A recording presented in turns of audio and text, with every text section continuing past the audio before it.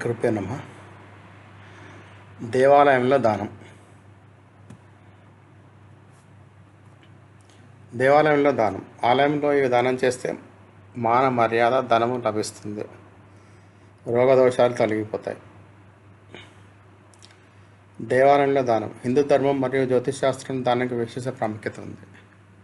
దేవాలయంలో అన్నం, మట్టి దానము, ధనము, దీపము, ధ్వజము, గంట, జలకలశము, తులసి, కర్పూరం మొదలైన దానం చేస్తే సుఖ సంపదలు పెరుగుతాయి, గ్రహాల అనుగ్రహం లభిస్తుంది. హిందూ ధర్మంలో మరియు జ్యోతిష్ శాస్త్రంలో దానం అత్యంత శ్రేష్టమైన కర్మగా చెప్పబడుతుంది. గ్రహ నక్షత్ర కృప పొందడానికి కూడా మనం దానం చేయాలి. అమావాస్య, పౌర్ణమి, ఏకాదశి, సంక్రాంతి రోజులలో ప్రత్యేక పర్వదినాలను దానం చేయడం మరింత ముఖ్యమైనదిగా భావిస్తారు. దేవాలయంలో దానం చేస్తే భగవంతుని కృప లభిస్తుంది, ఇంటిలో సుఖ సమృద్ధి పెరుగుతుంది.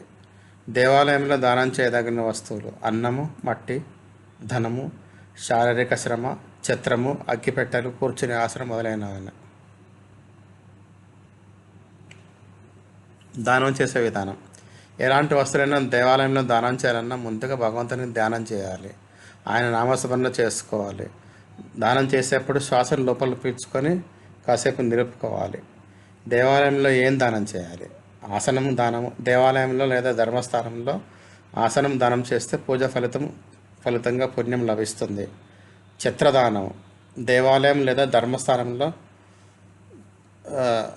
ఛత్రదానం చేస్తే ధనము, భాగ్యము పెరుగుతాయి. అగ్గిపెట్టెలు.